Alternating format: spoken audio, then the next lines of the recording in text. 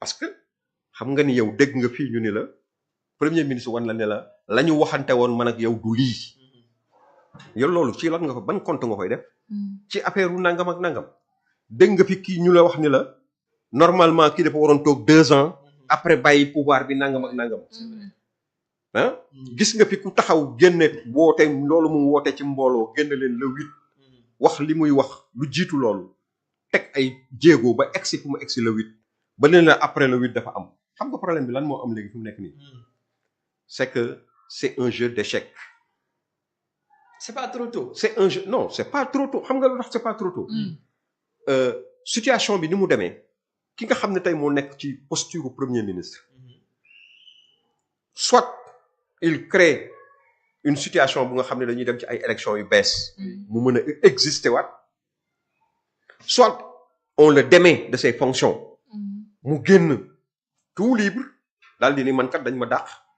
Jouer le comment dirais-je la victime. am possibilité régénérer nekk un serpent à plusieurs têtes mën a taxawaat ñu ne moo fi nekkul moo tax situation bi demee nii. mais tey ki nga xam ne moom moo téye mbir mi entre ses mains c'est le président de la République. Oui. Il l'a ferré. Le président de la République a fini de le tu sais que situation bi ni mu demee woon avant quelques jours situation bi ni mu demee woon ak ñi ngay dégg les seconds couteaux qui disaient que way bu ñuy dem nañu dem dans la dignité ku mel ne le directeur du port et cetera les disons les faucons qui sont autour de Ousmane Sonko. Aussi au plan international tu as vu li ñuy wax gis président de la République bu ñu demee ba di ko ay saaga ba di saaga waajuram nga ni ay caaxaan la dañuy jouer ci ay saaga ay waajuru président. Donc c'est des contradictions c'est la putréfaction des contradictions xam nga dana bu nëb ba nga xam ne dafa ubale rap kenn mënatu ko supporter il faut que ñëpp di ko xeeñtu loolu moo am. Mais aujourd'hui man lecture bu mujj bi ma ci mujj am mooy que ni avec certaines histoires yoo xam ne je ne veux pas en revenir parce que j'ai peur d'aller en prison. Avec certaines histoires yoo xam ne am nañ fii les interpellations de Madiambal Diagne. Je suis libre de le dire. Et nous attendons la réponse. Les réponses yoo xam ne war nañ ko jox ci interrogation yi nga xam ne Madiambal Diagne wax na ko ces accusations gravissimes. war nañu ci jox ay réponses. Aujourd'hui fort de tout ça ce climat nouveau qui est en train de se on a vu quelqu'un qui a mis de l'eau dans son bissap et qui est devenu tout gentil avec celui qu'il vouait au gémoni qui disait que bon non c'est le premier ministre qui a perdu dafa changer discours wala doxalin na changer ma ne xam nga lan moo am aujourd'hui il est obligé de rester au sein du gouvernement et il restera et c'est ce que nous souhaitons qu'il reste jusqu'en 2029 pour que les Sénégalais puissent se rendre compte que ndekete yoo coow li yëpp furaas tous mënuñu sax tinki mbott mais doyen benn jën sax maa xam ne la benn affaire xam nga Cheikh Yérim l'a dit ici les gens ils rigolent avec ces gens si tu leur donnais le budget des États-Unis duñ ci génn xam nga lu tax parce que gis nga loo nekkul taalibeem mënoo doon sëriñam ils sont bu fekkoon sax dañuy yaatal par exemple man si j'étais le président je le dis en toute fraternité parce que je suis un Sénégalais moi si j'étais à la place du président je le démets de ses fonctions même su fekkee ni dana ko jógee sax am tuuti nangam mais pour mon honneur pour mon magistère pour sauver mon truc au moins danaa dem seeti beneen Sénégalais boo xam ni ñii kan lañ la fee woon un premier ministre qui pendant 2 ans lu mu la fi woon yëpp mooy ay meeting ay discours ay wax ay inauguré ay affaire wala ay affaire diaspora ay forum du kii ay wàcce drapeau ay dajale ay xaleel nee nañ premier ministre moo fi indi délégation Émirats arabes unis mais lan la fi daj Émirats arabes lu mu fi def les 10 mémorandums qu'est-ce qu'ils ont fait qu'est-ce qu'ils ont fait les 10 mémorandums dans le mais c'est des promesses qui n'engagent que ceux qui y croient mais oui quand tu invites les gens ils viennent moom ci waxam nee na ñaan leen yàlla ñoom la ñuy wax ni dañ ko doon ragal ñu bañ koo gis moo ko waxal boppam xam nga moom mooy en parlant beaucoup il se met à découvert tout le monde comprend son machin du dem na fi Turquie waaw ba ni la Turquie les hommes d'affaires turcs dem na fi forum de Davos ba ni def ko gars yi wër ko defal ko benn wurmbal mu toog ci digg bi ñu jox ko chaise parce que c'est une curiosité Ousmane Sonko c'est une curiosité les gens veulent découvrir mais qui est cet homme là ñu wax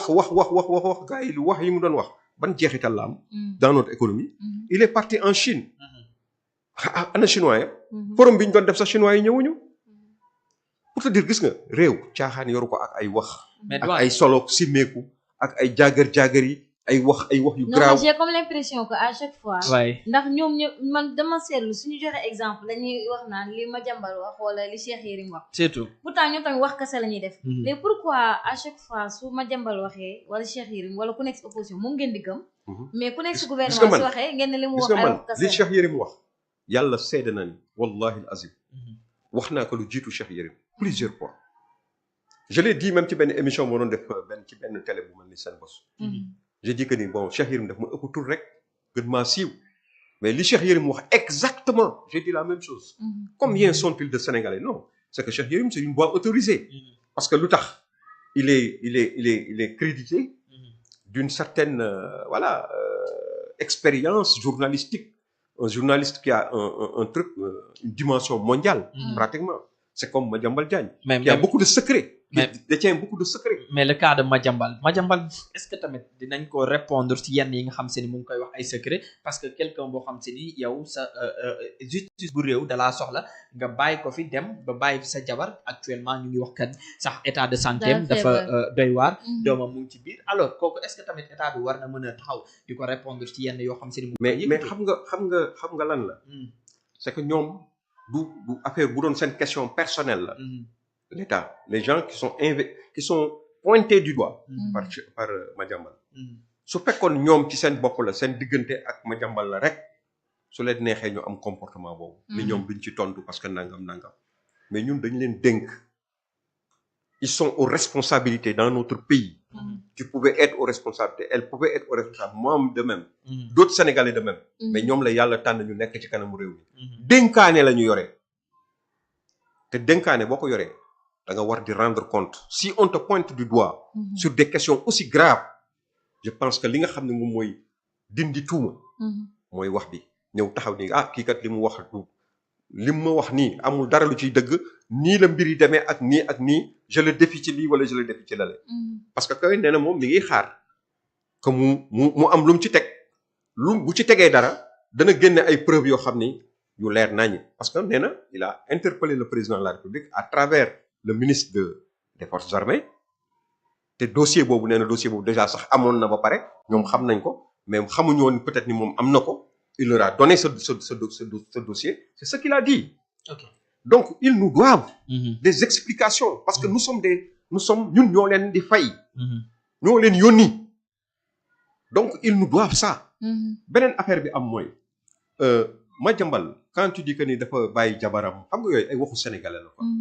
on est dans un politique on est dans la stratégie xam nga nit koo xam ne dañu la bëgg jàpp nga dans un pays respectable ngeen ñëpp ngeen d'accord ni dañu jàpp jabaram parce que moom dafa génn ku nekk li nga war a def mooy tu dois être scandalisé par cet acte tu dois te dire parce que Madiambal imaginer wuloon ni danañu dem ba à ce point di jël jabaram di ko téye mais waroon nañu ko épingler aussi non elle n'est pas épinglée du tout jabaram sa responsabilité n'est pas engagée c'est une société qui appartient à Madiambal Diagne la responsabilité comment dirais-je juridique de Madiambal engage Madiambal du jabaram employé la fa mu def ko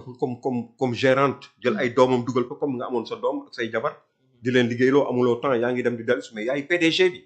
donc bu amee benn affaire yow la concerné du jabaram negam xaritam la ñu jàpp koo xam ne dafa dem ci moom jaar ci moom rek nekk maa ngi dem yëguloog moom negam kooku la ñu jàpp kooku ban explication ngeen ci joxe kooku liggéeyoo ko mais non xam nga yow xam nga il faut savoir ce que c'est que la complicité ça day ay acte la yoo xam ne ci li nga xam ne moom lañ lay reprocher liñ lay jiiñ su fekkee ni nit ki daf ci laal